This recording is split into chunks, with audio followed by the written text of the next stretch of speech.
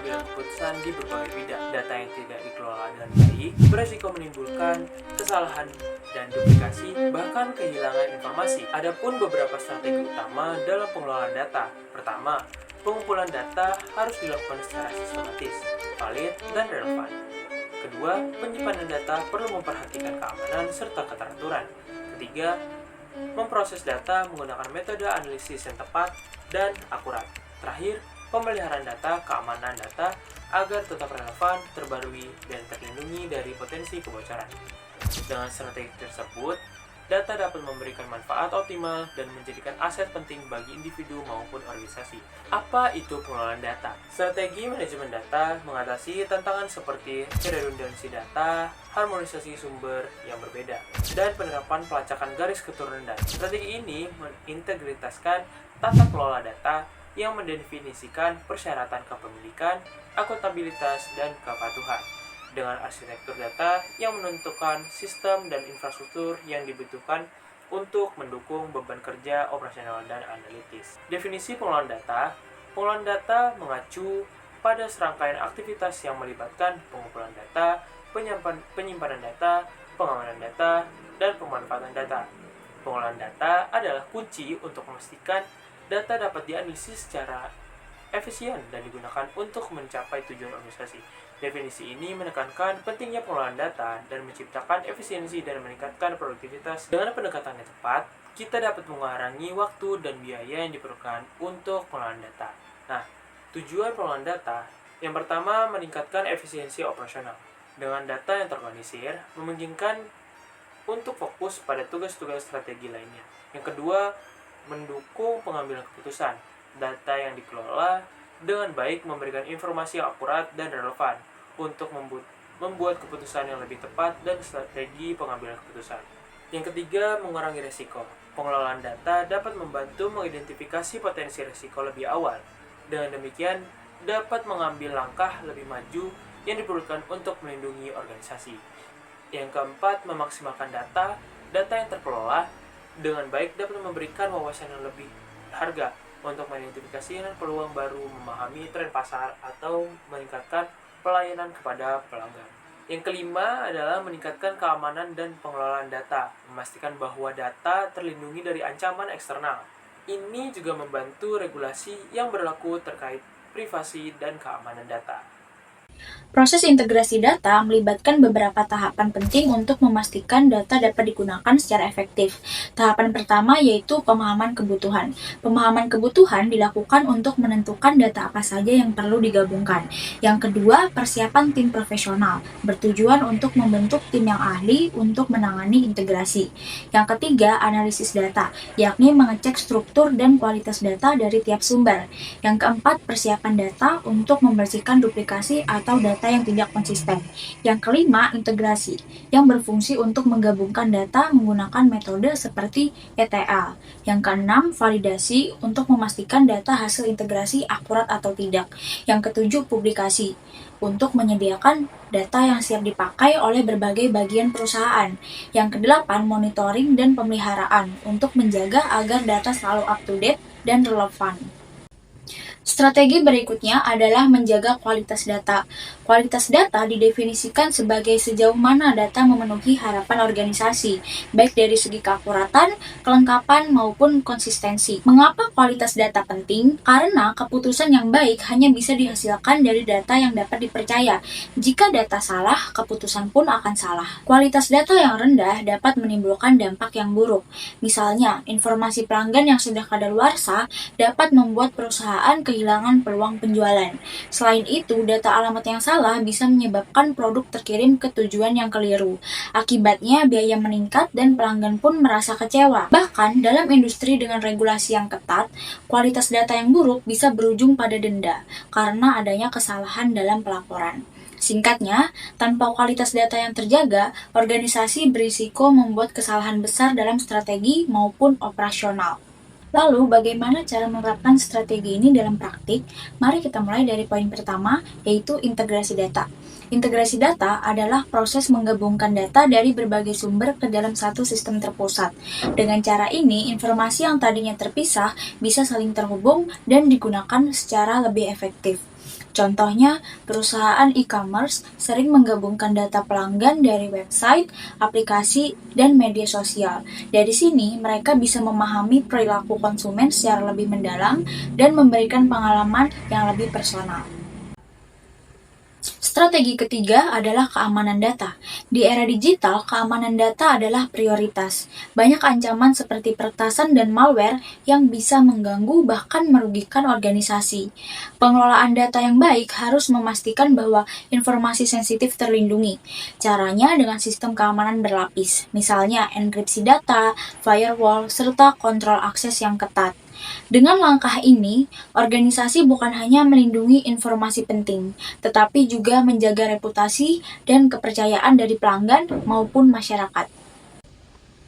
Strategi data membantu organisasi mengidentifikasi aset data utama, menentukan tujuan penggunaannya, dan menjelaskan nilai apa yang ingin diperoleh. Tetapi, strategi tidak cukup hanya berada di level konsep. Ia harus diturunkan menjadi praktik nyata, misalnya dalam tata kelola, penyimpanan, kualitas, hingga aksesibilitas data. Dengan begitu, data benar-benar bisa menjadi dasar dalam pengambilan keputusan yang tepat. Data saat ini bisa diibaratkan sebagai darah bagi organisasi. Tanpa data yang baik, perusahaan akan kesulitan mengambil keputusan yang tepat. Karena itu, dibutuhkan strategi manajemen data yang efektif. Strategi manajemen data yang efektif memastikan dua hal penting, yaitu keakuratan dan aksesibilitas data. Dengan begitu, organisasi bisa mematuhi peraturan, mengurangi biaya operasional, sekaligus meningkatkan efisiensi. Dengan tahapan ini, integrasi data tidak hanya menyatukan informasi, tetapi juga menjamin kualitas data yang siap digunakan. Strategi yang berikutnya adalah pemanfaatan teknologi. Kecerdasan buatan dan machine learning membawa revolusi dalam pengelolaan data. Teknologi ini memungkinkan analisis data dilakukan secara otomatis dan menemukan pola yang sulit dikenali oleh manusia. Dengan AI dan ML, organisasi dapat memprediksi tren pasar, memahami perilaku pelanggan, dan mengidentifikasi resiko lebih awal. Nah, sebagai contoh, Find BI menggunakan AI untuk mempermudah analisis data. Pengguna dapat membuat visualisasi data yang interaktif dan memperoleh wawasan secara real-time. Teknologi ini membantu pengambilan keputusan yang lebih cepat dan akurat. Dengan AI dan ML, pengelolaan data itu tidak hanya menjadi lebih efisien, tetapi juga lebih strategis. Yang kelima adalah kebijakan dan tata kelola atau data governance. Data governance adalah framework yang mencakup kebijakan, proses, dan praktik untuk memastikan pengelolaan data dalam sebuah organisasi itu dilakukan secara efektif, aman, dan sesuai regulasi. Tujuannya adalah menjaga kualitas data agar akurat, konsisten, dan relevan, melindungi data dari akses tidak sah, serta memastikan penggunanya mematuhi hukum atau regulasi.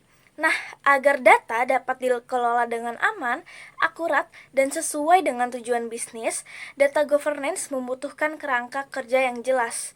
Kerangka ini terdiri dari berbagai komponen yang memastikan data tetap terstruktur, terlindungi, dan dapat digunakan secara optimal.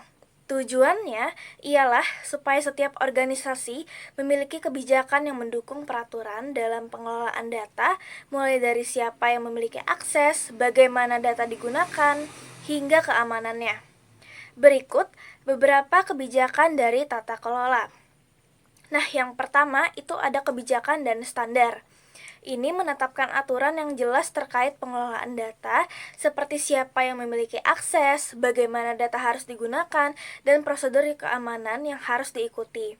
Kebijakan ini menjadi panduan bagi organisasi untuk mengelola data secara konsisten dan sesuai dengan tujuan bisnis. Yang kedua, manajemen metadata. Mengelola informasi yang menjelaskan tentang data, termasuk sumber daya, konteks, dan struktur datanya. Dengan metadata yang baik, organisasi dapat lebih mudah memahami data yang mereka miliki dan menggunakannya secara optimal. Yang ketiga adalah klasifikasi data. Hal ini mengelompokkan data berdasarkan tingkat sensitivitas dan kegunaannya, seperti data publik, data internal, atau data rahasia. Klasifikasi ini membantu organisasi menentukan tingkat perlindungan dan pengendalian yang dibutuhkan untuk setiap jenis data. Yang keempat, ada proses monitoring dan audit. Hal ini mengontrol penggunaan dan akses data secara berkala untuk memastikan data digunakan sesuai kebijakan yang telah ditetapkan. Proses ini juga membantu mengidentifikasi potensi resiko dan menjaga keamanan data dari ancaman yang mungkin akan terjadi. Strategi yang keenam adalah siklus hidup data atau data life cycle management. Nah, siklus hidup data terdiri dari serangkaian fase selama masa manfaatnya. Setiap fase diatur oleh serangkaian kebijakan yang memaksimalkan nilai data selama setiap tahap siklus hidupnya. DLM menjadi semakin penting karena volume data yang dimasukkan ke dalam alur kerja bisnis itu tumbuh. Nah, di sini ada beberapa tahap siklus, yaitu yang pertama, pembuatan data.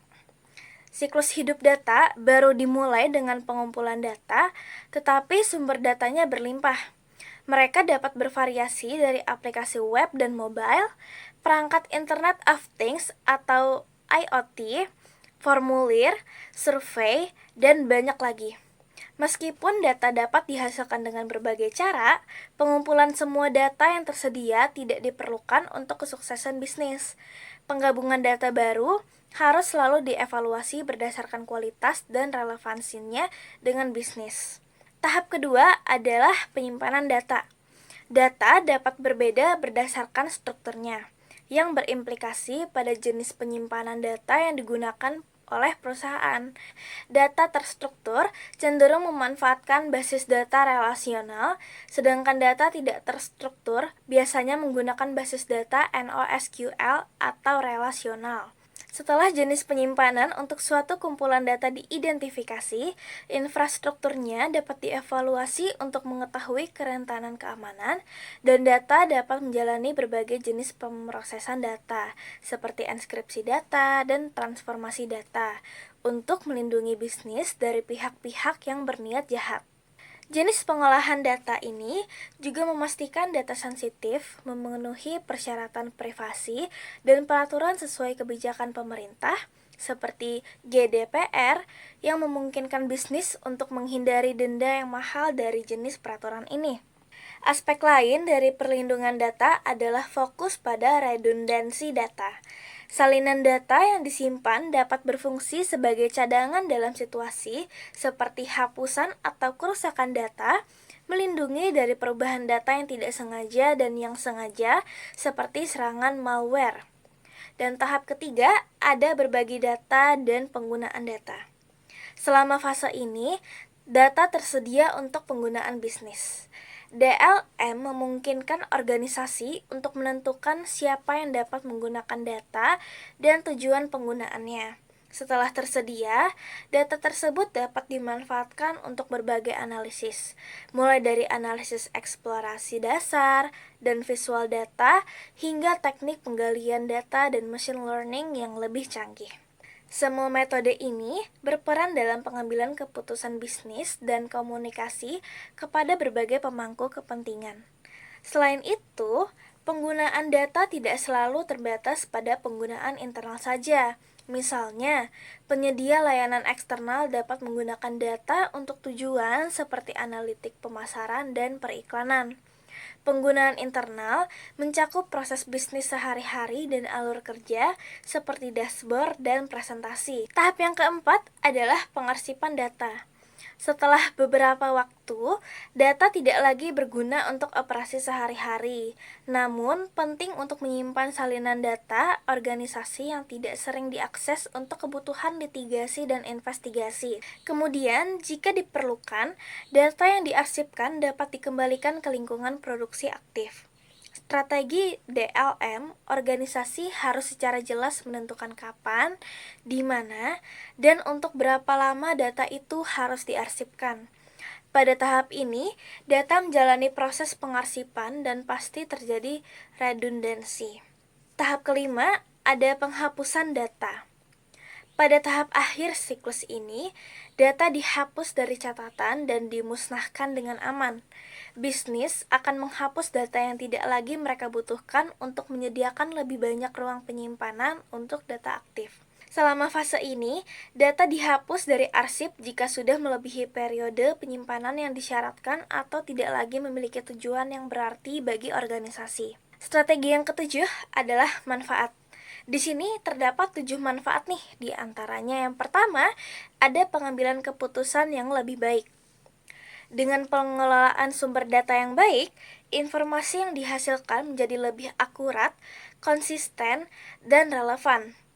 Hal ini memungkinkan pimpinan maupun manajemen perusahaan membuat keputusan yang tepat berdasarkan fakta, bukan sekedar asumsi. Keputusan yang diambil pun lebih strategis dan dapat meminimalkan resiko kesalahan. Yang kedua adalah peningkatan efisiensi operasional.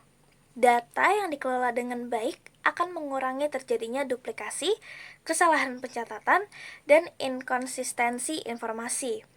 Proses bisnis menjadi lebih cepat dan hemat biaya karena perusahaan dapat mengakses data yang dibutuhkan secara mudah dan terstruktur. Efisiensi operasional ini pada akhirnya berdampak pada produktivitas yang lebih tinggi. Dan yang ketiga, ada pengalaman pelanggan yang unggul. Melalui data yang terkelola dengan baik, perusahaan dapat memahami kebutuhan, preferensi, dan perilaku pelanggan secara lebih mendalam. Hal ini memungkinkan perusahaan untuk memberikan pelayanan yang lebih personal, merespon keluhan dengan lebih cepat, serta menawarkan produk atau layanan yang sesuai. Dampaknya adalah meningkatnya kepuasan dan loyalitas pelanggan terhadap perusahaan. Nah teman-teman, setelah memahami materi-materi tadi, mari kita lanjut ke studi kasus. Kasus yang akan kita bahas kali ini adalah sistem pengelolaan data yang efektif di Biodynamic. Biodynamic perusahaan yang berasal dari Jerman memproduksi audio berkualitas tinggi seperti headphone, mikrofon, dan sistem konferensi. Dalam perkembangan zaman dan juga perubahan bisnis global, perusahaan ini memiliki berbagai kendala dan masalah. Berikut beberapa kendala dan masalahnya. Kendala yang pertama adalah perusahaan ini dalam pengelolaan data masih menggunakan sistem spreadsheet manual sehingga rentan mengalami kesalahan. Yang kedua, tidak adanya sistem terpusat yang dapat menyatukan data dari berbagai cabang. Dan yang ketiga, laporan yang dihasilkan masih sangat lama sehingga keputusan bisnis tidak responsif terhadap perubahan pasar. Nah, sekarang mari kita lakukan strategi pengelolaan data yang diterapkan untuk mengatasi masalah tersebut. Biodynamic mengimplementasikan strategi data warehouse sebagai inti pengelolaan data mereka. Langkah-langkahnya yaitu yang pertama, penerapan ETL, extract, transform, dan load. Nah, data diekstrak secara otomatis dari sistem ERP, akuntansi, dan saluran penjualan lain. Lalu, data akan dibersihkan atau transformasi agar formatnya konsisten. Lalu, data akan dimasukkan atau load ke dalam suatu data warehouse terpusat. Dan lalu ada pelaporan berbasis web. Nah, ini dibuat sistem pelaporan dengan dua jenis laporan. Yang pertama ada standar report atau laporan rutin. Misalnya penjualan bulanan, regional, dan produk. Lalu ada ad hoc report, laporan fleksibel yang bisa disesuaikan dengan kebutuhan manajer. Lalu ada automatisasi proses analisis. Nah, sebagian besar analisis bisa dijalankan otomatis setiap hari. Pengguna hanya perlu mengakses dashboard web untuk melihat tren dan performa terbaru. Nah, setelah strategi pengelolaan data ini berjalan, Biodynamic memperoleh manfaat nyata, hasil, dan dampak, yaitu yang pertama, efisiensi meningkat. Proses pembuatan laporan yang sebelumnya memakan waktu berhari-hari, kini bisa dalam hitungan menit. Lalu kualitas data lebih terjamin. Kesalahan yang diakibatkan oleh input manual dapat ditekan secara signifikan. Lalu, pengambilan keputusannya sekarang lebih cepat. Manajemen bisa segera memproses perubahan permintaan pasar. Lalu, akses data real time. Seluruh pihak terkait dapat mengakses informasi kapan saja dan di mana saja. Lalu, daya saing meningkat. Perusahaan lebih adaptif terhadap tren pasar global dan kebutuhan konsumen. Pembelajaran penting dari kasus Birdemic ini dapat ditarik beberapa poin kunci dalam strategi pengelolaan sumber data yang efektif. Yang pertama, integrasi data sangat penting untuk menghilangkan silo antar departemen. Yang kedua, otomatisasi melalui ETL dan data warehouse dapat menekan kesalahan sekaligus menghemat waktu. Yang ketiga, aksesibilitas data berbasis web membuat informasi mudah diakses berbagai level manajemen. Yang keempat, fleksibilitas laporan standar dan ad hoc membantu memenuhi kebutuhan strategis maupun operasional. Yang kelima, kualitas data adalah fondasi penting dalam mendukung keputusan bisnis yang tepat. Nah, teman-teman, itu tadi pembahasan tentang strategi pengelolaan sumber data yang efektif. Dari sini kita bisa memahami bahwa data bukan hanya sekadar informasi tetapi aset penting yang harus dijaga kualitasnya, diamankan, dan dimanfaatkan secara bijak. Dengan pengelolaan data yang baik, data mampu mendukung pengambilan keputusan, meningkatkan efisiensi, sekaligus memberikan nilai tambah bagi organisasi maupun bisnis. Semoga penjelasan ini dapat bermanfaat dan menambah wawasan kita semua untuk memperdalam pemahaman. Mari kita pelajari lebih lanjut di mata kuliah Sistem Informasi Bisnis. Terima kasih. Dadah.